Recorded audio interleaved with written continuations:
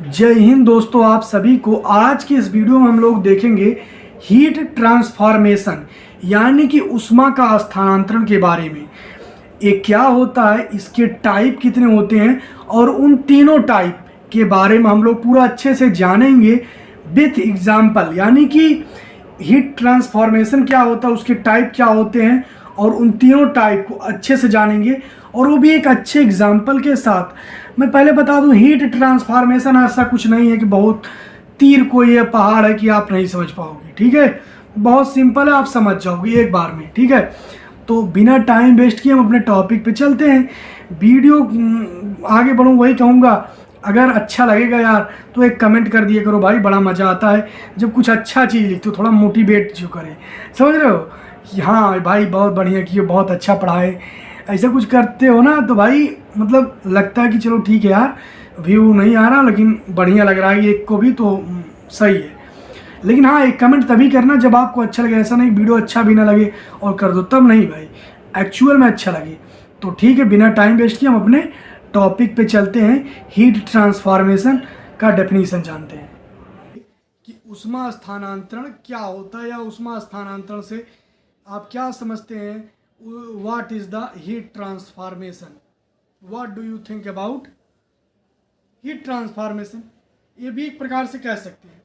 Heat transformation बहुत important है, जो क्लास 12th में है उनके लिए भी और जो डिप्लोमा कर रहे हैं उनके लिए भी। तो चलिए हम शुरुआत करते हैं। तो देखो क्या कह रहा है, एक ही वस्तु में एक स्थान से दूसरे स्थान तक तापांतर के कारण उस ऊर्जा संचरण की क्रिया को ऊष्मा स्थानांतरण कहते हैं। इसके कहने का मतलब है, एक ही वस्तु, जैसे मान लीजिए मेरी उंगली यही है, यही मान लीजिए एक वस्तु है। क्या कह रहा है, एक वस्तु में एक स्थान से, एक वस्तु है, एक वस्तु में एक स्थान से दूसरे स्थान तक ऊष्मा के अंतर के कारण, यानी कि ताप के अंतर के कारण ऊर्जा के संचरण की क्रिया को ऊष्मा स्थानांतरण कहते हैं। यानी कि एक वस्तु है, एक वस्तु में एक स्थान से दूसरे स्थान तक ऊर्जा में डिफरेंशिएट के कारण जो तापमान में अंतर होता है, उसके कारण एक तरफ से दूसरी तरफ जो फ्लो होना है,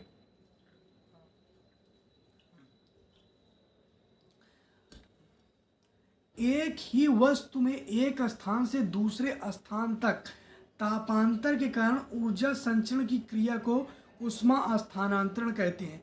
बहुत सिंपल है, यहाँ पे एक वस्तु है, इसका एक स्थान है मान लीजिए, इसका दूसरा स्थान है मान लीजिए। क्या कह रहा है, एक वस्तु में एक स्थान से दूसरे स्थान तक तापांतर के कारण, जैसे एक वस्तु है, एक वस्तु में एक स्थान से दूसरे स्थान तक तापांतर के कारण जो ऊर्जा की संचरण होता है उसे ही ऊष्मा स्थानांतरण कहते हैं। तो समझ गए ना, एक वस्तु है, उसमें एक साइड कम तापमान है, एक साइड ज़्यादा तापमान है, तो जो तापमान में डिफरेंस है ना, उसके कारण जो हीट है वो आपका एक तरफ से दूसरी तरफ या इस तरफ से उस तरफ फ्लो होगा, और उसी चीज़ को हम ऊष्मा स्थानांतरण कहते हैं। हीट ट्रांसफॉर्मेशन की 3 मेथड होता है, और तीनों मेथड आइए देखते हैं कौन कौन सा होता है। मेथड है ऊष्मीय चालन, जिसे हम कहते हैं थर्मल कंडीशन। अब इसमें देखिए क्या होता है, पहले एक बार मैं आपको पढ़ूंगा, इसके बाद समझा दे रहा हूँ।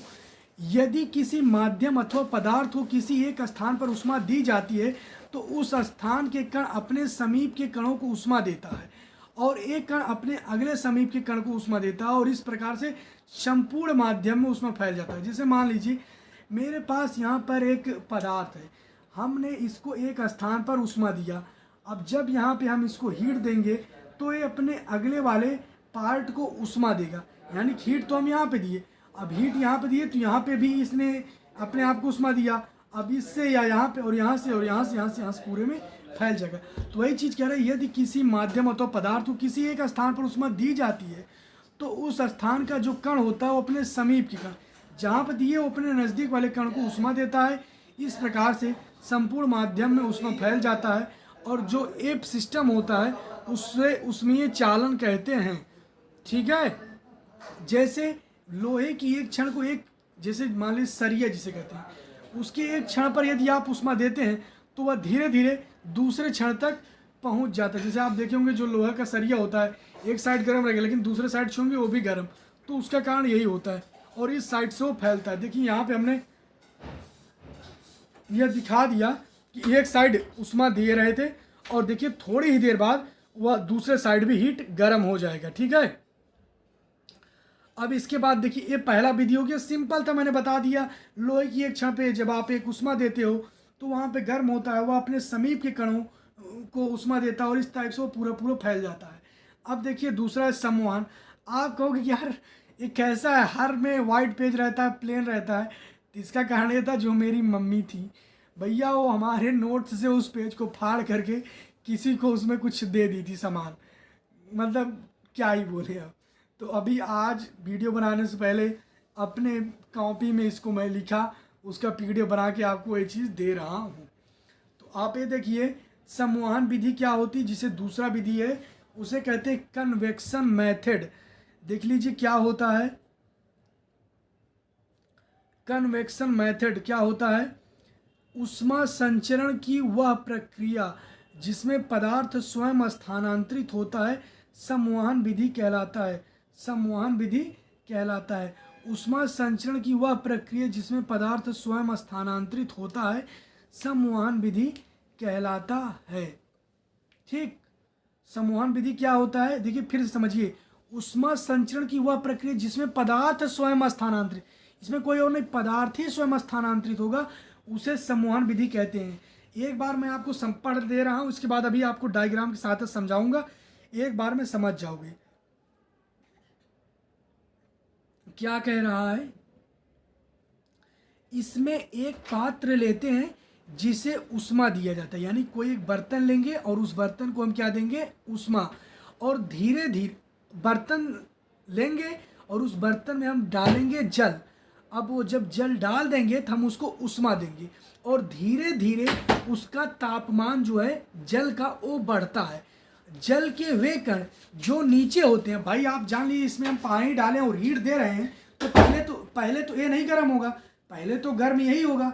तो वही कह रहा है जल के वे कण जो नीचे होते हैं, यानी जल के जो कण नीचे होते हैं उनका तापमान जो है ना वो ज़्यादा हो जाता है। यानी भाई जल के जो कण नीचे रहेंगे उनका तापमान ज़्यादा हो जाता है, जिसके कारण अब जब इनका जैसे इनको दिए हीट, अब इनका तापमान जब ज़्यादा होगा तो ये लॉजिक होता है कि जिसका तापमान जब ज़्यादा होता है तो द्रव्यमान कम हो जाता है। अब जब इनका हीट ज़्यादा हो गया, गर्म ज़्यादा हो गए और द्रव्यमान कम हो गया, ऊपर वाला क्या है, ऊपर वाला ठंडा है और ठंडा है तो द्रव्यमान ज़्यादा है, तो जो गर्म होता है नीचे वाला कण उसका द्रव्यमान कम होगा, इसलिए वह ऊपर चला जाएगा, और जो ऊपर ठंडा रहेगा उसका द्रव्यमान अधिक रहेगा, वह नीचे आ जाएगा।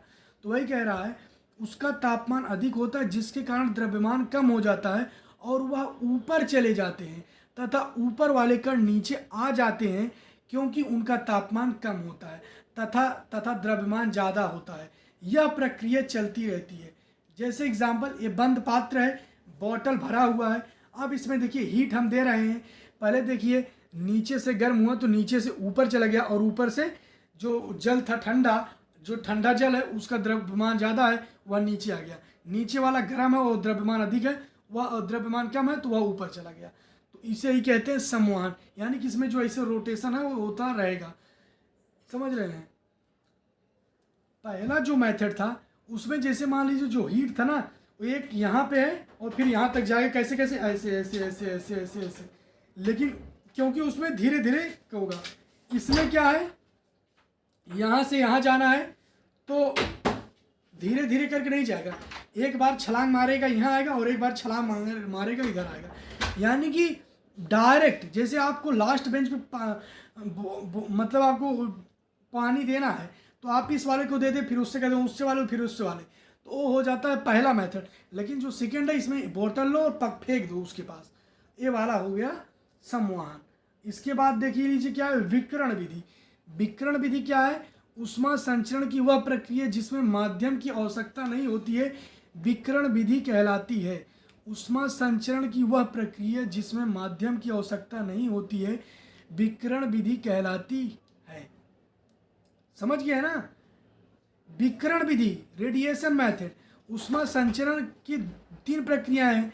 तो कह रहा है कि वह प्रक्रिया जिसमें माध्यम की आवश्यकता नहीं होती है, क्योंकि अभी तक आपने जो दो देखा उसमें माध्यम की आवश्यकता है, इसमें माध्यम की आवश्यकता नहीं होती है।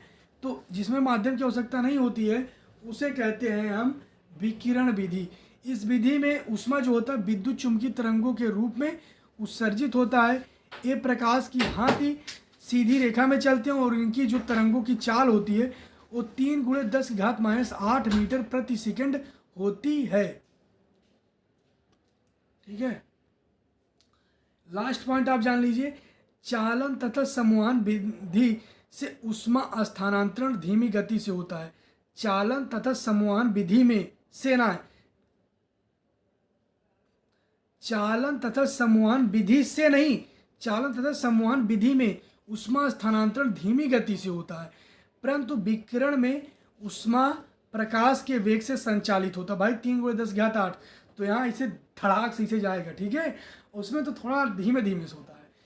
यह है आपका ऊष्मा स्थानांतरण।